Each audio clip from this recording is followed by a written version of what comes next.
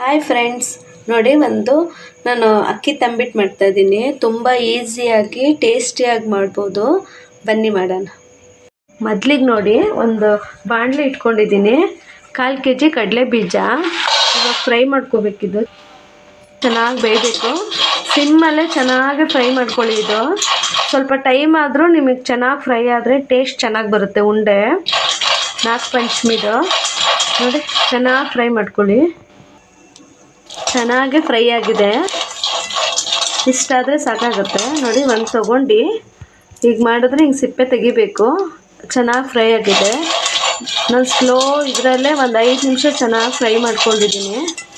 ನೋಡಿ ಇವಾಗ ತೆಗೆದುಬಿಡೋಣ. ಇದು ನೋಡಿ ನಾನು ಅಕ್ಕಿ ತೊಗೊಂಡಿದ್ದೀನಿ ಒಂದು 5 ಸ್ಪೂನ್ ಅಷ್ಟು.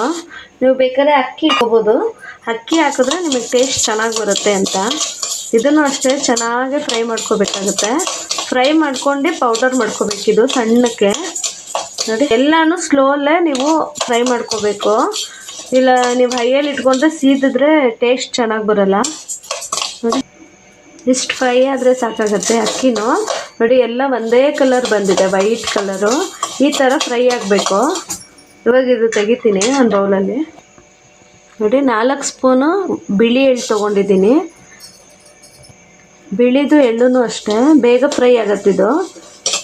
ಕೈ ಆಡಿಸ್ತಾನೆ ಇರಬೇಕು, ಇಲ್ಲಾಂದರೆ ಸೀದೋಗುತ್ತಿದ್ದು ಎಳ್ಳು. ನೋಡಿ ಇದನ್ನು ಫ್ರೈ ಮಾಡ್ಕೊಳ್ಳಿ. ಬೇಕಾದ್ರೆ ಜಾಸ್ತಿ ಬೇಕಾದ್ರೆ ಕೂಡ ಹಾಕೋಬೋದು.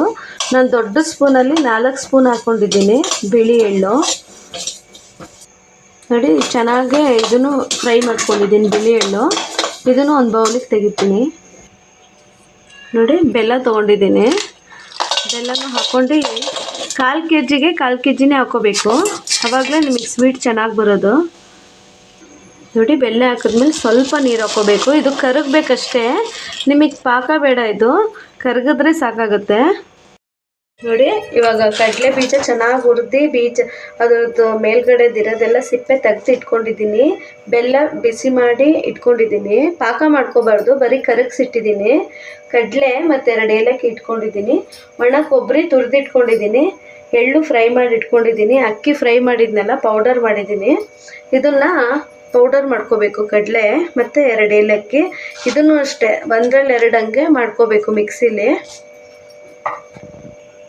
ನೋಡಿ ಇಷ್ಟು ಸಣ್ಣಕ್ಕೆ ನಾವು ಕಡಲೆ ಪುಡಿ ಮಾಡ್ಕೊಂಡು ಬರಬೇಕು. ಇವಾಗ ತೆಗಿತೀವಿ.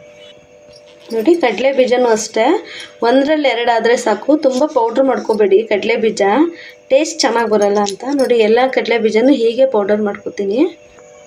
ನೋಡಿ ಒಂದು ಪಾತ್ರೆಯಲ್ಲಿ ನಾವು ಕಡಲೆ ಬೀಜ ಪೌಡರ್ ಮಾಡ್ಕೊಂಡಿದ್ವಲ್ಲ ಅದು ಹಾಕೋತೀನಿ. ಕೊಬ್ಬರಿನೂ ಅಷ್ಟೇ ಸಣ್ಣಕ್ಕೆ ತುರಿದಿಟ್ಕೊಂಡಿದ್ದೀನಿ ನಾನು.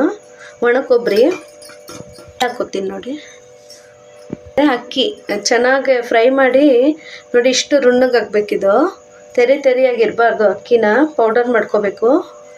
ಅದು ನೋಡಿ ಕಡಲೆ ಪೌಡರ್ ಹಾಕ್ಕೊಂಡು ಚೆನ್ನಾಗಿ ಕಲಿಸ್ಕೋಬೇಕೀಗೆ.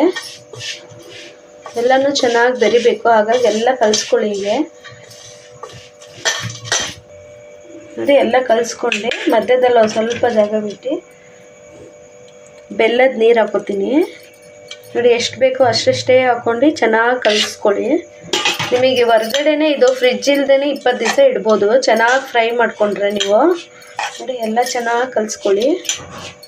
ತುಂಬ ಟೇಸ್ಟಿಯಾಗಿ ಕೂಡ ಇರುತ್ತೆ. ಮಕ್ಳಿಗೂ ತುಂಬ ಇಷ್ಟ ಆಗುತ್ತಿದ್ದು. ಹೆಲ್ತಿ ಕೂಡ ಇದು, ಮನೆಯಲ್ಲೇ ಮಾಡ್ಕೊತೀವಲ್ಲ. ಹಾಗಾಗಿ ಇನ್ನು ಸ್ವಲ್ಪ ಬೇಕಾಗುತ್ತೆ. ನಾನು ತೊಗೊಂಡಿರೋದ್ರಲ್ಲಿ ಕರೆಕ್ಟ್ ಆಗುತ್ತಿದ್ದು. ಅಕಸ್ಮಾತ್ ಏನಾದ್ರು ನಿಮಗೆ ಪಾಕ ಜಾಸ್ತಿ ಆದರೆ ಸ್ವಲ್ಪ ಕಡಲೆ ಪೌಡರ್ ಮಾಡಿ ಹಾಕ್ಕೋಬೋದು. ನೋಡಿ ಚೆನ್ನಾಗಿ ಸ್ಪೂನಲ್ಲಿ ಕಲಸಿದ್ದೀನಿ. ಸ್ವಲ್ಪ ಬೆಲ್ಲದ ನೀರು ಬಿಸಿ ಇರೋದಕ್ಕೆ ಸ್ಪೂನಲ್ಲಿ ಚೆನ್ನಾಗಾಗಿದೆ. ನೋಡಿ ಚೆನ್ನಾಗಿ ಮಿಕ್ಸ್ ಆಗಿದೆ. 1 ಸ್ಪೂನು ಅಥವಾ 1 ಅಥವಾ 2 ಸ್ಪೂನು ತುಪ್ಪ ಹಾಕ್ಕೊಳ್ಳಿ. ನಿಮಗೆ ಟೇಸ್ಟ್ ತುಂಬ ಚೆನ್ನಾಗಿ ಬರುತ್ತೆ ತುಪ್ಪ ಹಾಕ್ಕೊಂಡ್ರೆ. ತುಪ್ಪ ಹಾಕ್ಕೊಂಡು ಚೆನ್ನಾಗಿ ಕಲಿಸ್ಕೊಳ್ಳಿ. ಹೀಗೆ ನೋಡಿ ಚೆನ್ನಾಗಿ ಕಲಿಸ್ಕೊಂಡಿದ್ದೀನಿ. ಇವಾಗ ನಿಮಗೆ ಕಟ್ಟುವಾಗ ಒಂದು ಸ್ವಲ್ಪ ತೆಳ್ಳಗಿರುತ್ತೆ. ಒಂದು ಸ್ವಲ್ಪ ಹೊತ್ತು ಹೋದ್ಮೇಲೆ ಇದು ಗಟ್ಟಿಯಾಗುತ್ತೆ. ನೋಡಿ ಮೀಡಿಯಮ್ ಸೈಜು ಕಟ್ಕೋಬೇಕು.